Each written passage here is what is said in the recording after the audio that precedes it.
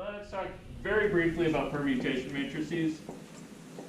I have probably mentioned these previously.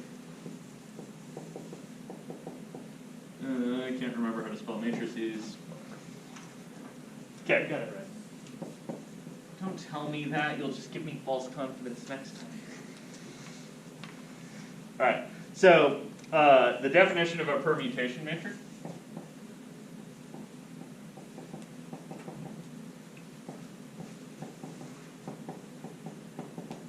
is a matrix P.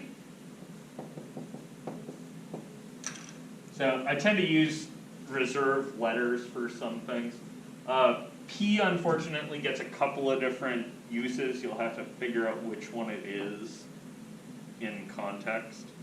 So I'm going to tend to call permutation matrices P. I'll also call projection matrices P. You'll have to sort it out from context. So a permutation matrix is a matrix P with the same rows as an identity matrix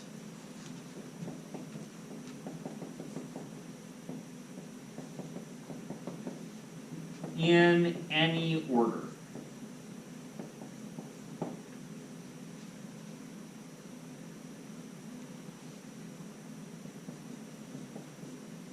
I'm assuming examples would be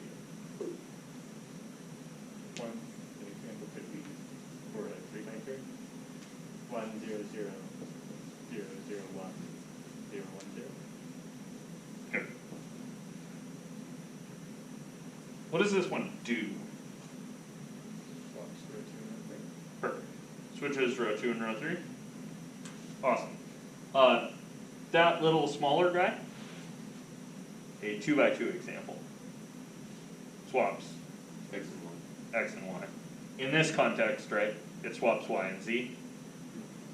That thinking about matrices as parts is something the book does a lot. They call them block matrices. They are oftentimes quite useful.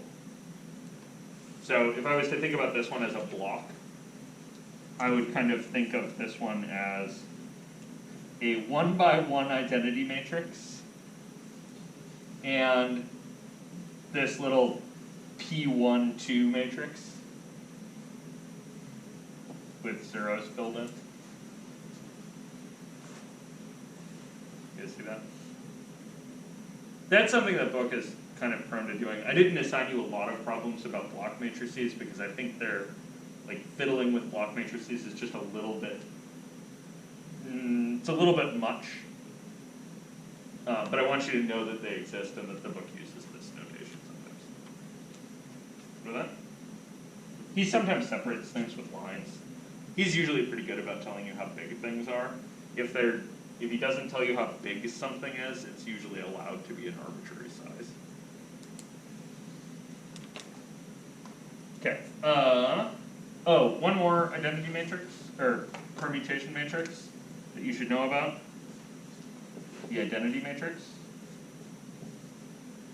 All of those are permutation matrices. They don't permute much. Anything on that? But they are permutation matrices. This guy is a special kind of permutation matrix. This thing's called a row exchange. You see that? It switches 2 of the rows. Are there permutation matrices that are not row exchanges? Could there be a column? That's not a bad idea. These are going to be acting on rows because I'm thinking about multiplying from the left with these. But yeah, the thought of column exchange is a good thought to have. I'm looking for a permutation matrix that is not a simple row exchange. Yes, there are permutation matrices that are not simple exchange. How do you make one? Well, we would have to switch more than 2 rows. Good man. Yeah, you can envision this. You could be like, okay, so X, Y, Z going to, let's see, what if I like shift everything up? Y, Z, X? You guys believe that there's a permutation matrix that does this? Yeah, wouldn't it be 0, 1, 0, 0, 0, 1? Damn it, slow down! Just chanting in binary doesn't help me up here. Alright, what did you have? 0, 1, 0. Okay. 0, 0, 1. 1, 0, 0. Good. And that's not a simple row exchange, right? It's the product of two row exchanges. You guys see that? There's this kind of funky fact that you can decompose a permutation matrix into a series of row exchanges. I'm going to actually leave that off here. I'm not going to prove that, but it's true. The book just assumes it. It's one of these kind of things that like seems relatively obvious. Really should have a proof presented. I'm not going to do it, but you could figure it out. It gets a little weird when things get big. It just gets hard to keep track. It's one of those things that's probably best proved by induction. But further question, just 'cause. How many? In what size matrix? Good.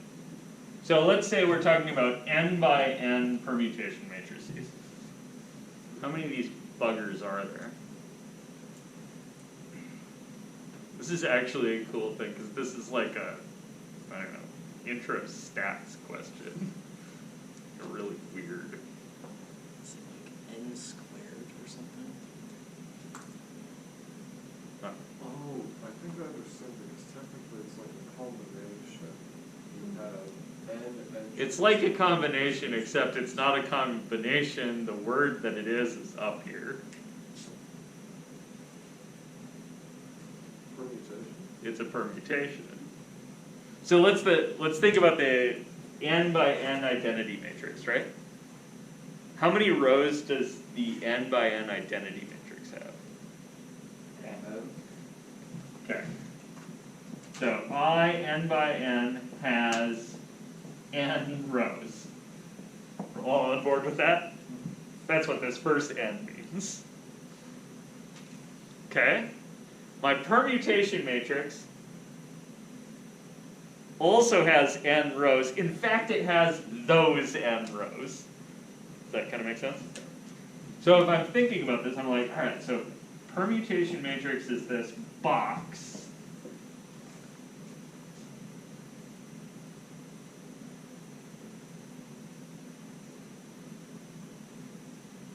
I need a first row, right?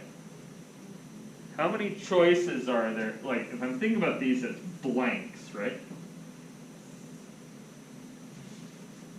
How many choices? How many choices are there for the first row? N. N, right? You could pick any one of the rows out of the identity matrix. So there are n choices for that first one. And then n minus 1 for the second. Good. And then there are n minus 1 choices for the second one. Why? Because one of the choices is already used in the first one. Good, because you can't use up the same row you already used. You guys see that? So that's this thing about with the same rows as the identity matrix. It's not with some of the same rows, it's with all of the same rows, just in a different order. Does that distinction make sense? So I have n choices for the first thing, n minus 1. How many do I have for this last one? 1. Yeah. Kind of none one? Yeah. Like, you don't get a choice because there's only one option remaining, right? Yeah. So there's only one thing that can go in that last row. So I'm going to write 1 choices. I'm put a question mark after that shit because it's not really a choice, right? Well, it'd be like n minus n, 0 choices. Yeah, it's a lot like zero choices, right? So if I think about this, there's n choices for the first thing and n minus 1 for the second. So how many total options are there? Well, there's n times n minus 1 times n minus 2. Oh that's shit. sick. That's really cool. Weird, right? That's sick. And the only reason I put that up here is because it's cool. It's fun. And then one last weird question.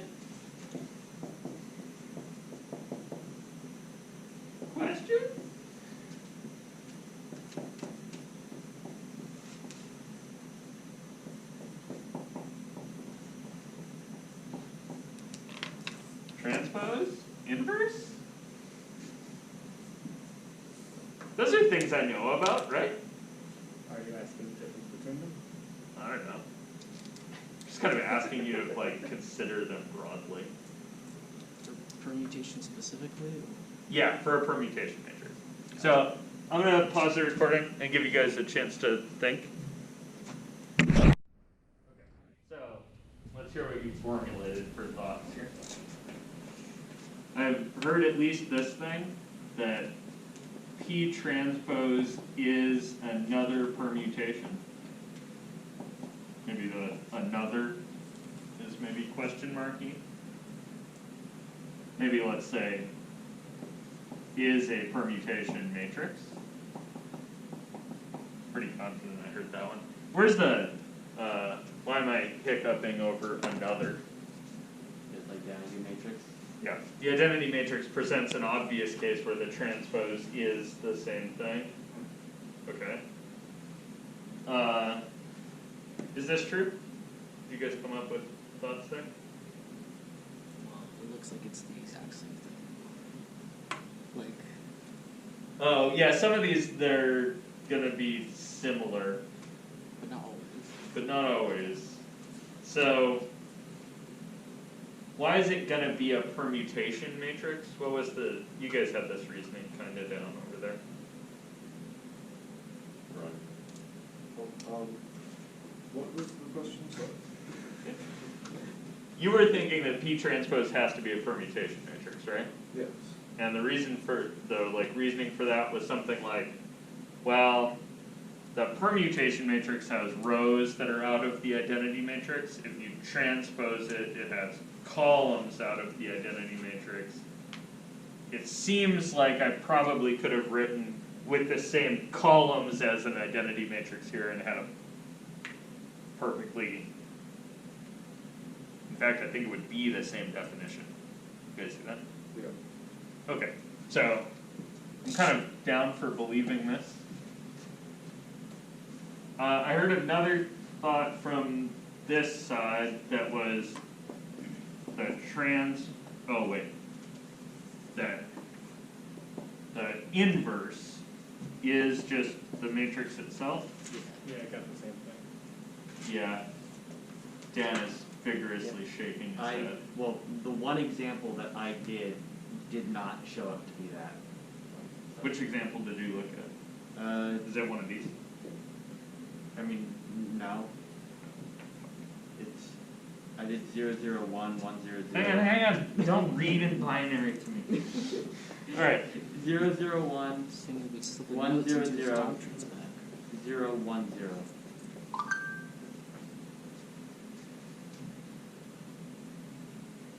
Yeah.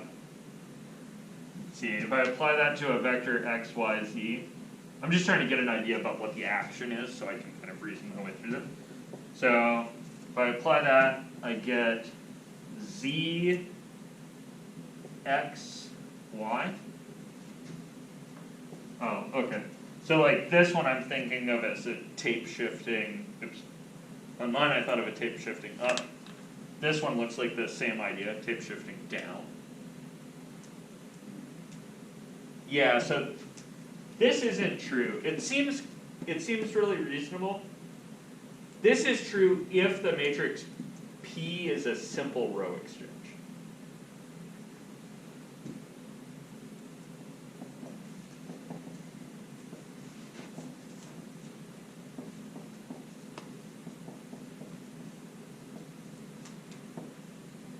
So it's not true for permutation matrices in general, but it is true for row exchanges, and permutation matrices are made of row exchanges. I don't know. What was your guys' thought? Okay, so our thought was that P transpose is equals P inverse. Good. And I do have a little bit of logic for why. Good. In the case I made a vector of row 1, 2, and 3, it could technically be row 1 to row n. Hang on. Okay, so you said, all right, so we'll make a matrix P, and we're going to label the rows? Yeah, the rows. Okay. And I guess I have n rows. Yeah. And Okay. just taking a look at row 1, row 1 will map either x, y, or z. I was using 3 by 3, but it would map some variable to the first position. Okay. And it depends on where the 1 is on the row 1. If you transpose that, it will take the first position, whatever's in the first position, and then map it to wherever that variable x, y, z was. Okay, cool. Good justification. Let me kind of generalize. Yeah, that's it. So, I've got this case, right, where I've got my n by n permutation matrix. It's got these rows in it. What do I know about those rows?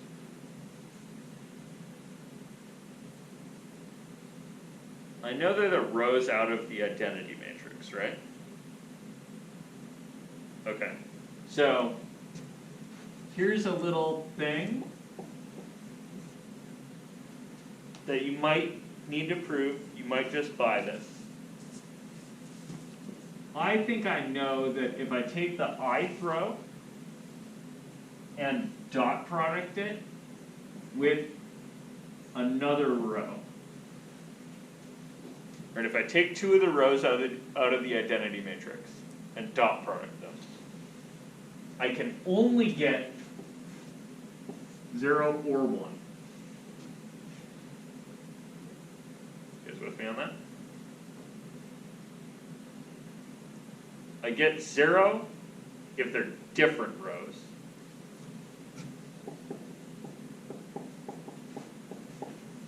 When do I get 1?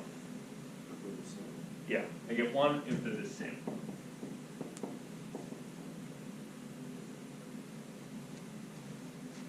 Does that make sense? Okay. So I've got my P that's written this way. I'm going to take P and multiply it by P transpose. So I've got my matrix P, I've got rows. I'm going to multiply it by P transpose. P transpose has, Columns of row 1. yeah, the columns are row 1 through row n. You see this? And now, if I do this multiplication, right, I'm going to get a new matrix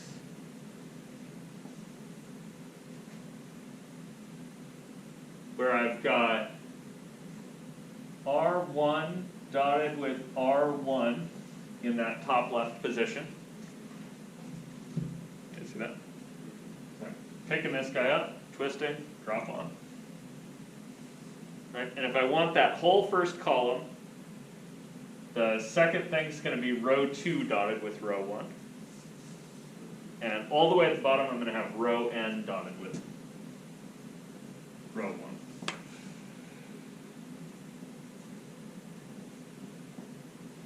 With that.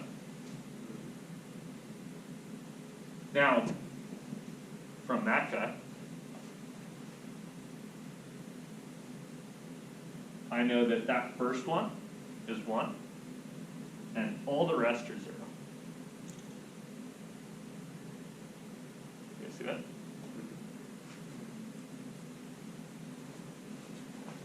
Oh, well, let me not do that. That would be super confusing. So,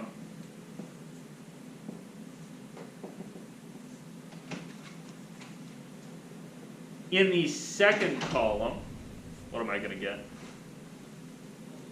Row 1 dotted with row 2. Good. First entry is row 1 dot row 2. And then row 2 dot row 2. Row 2 dotted with row 2. All the way down to row 2 dotted with row at row And dotted with row 2. And then of those, only the second one is 1, all the rest are 0. You guys see how this fills out my identity matrix here? So this entry is row 1 dotted with row n, and the bottom is row n dotted with row n.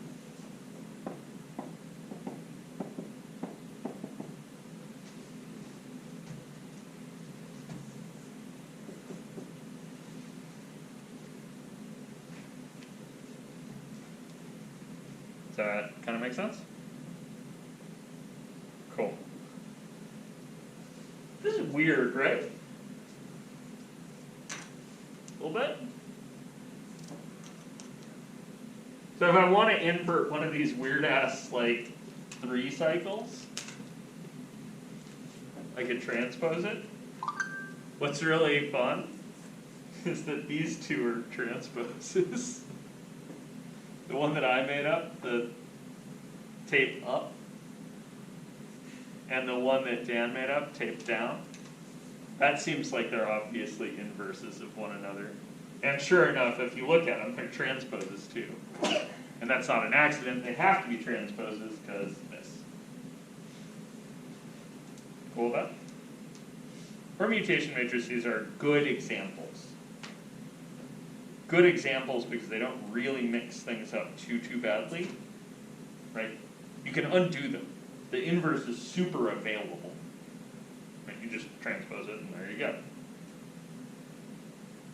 But they're weird enough that they make quick and easy examples. Good with us? Okay.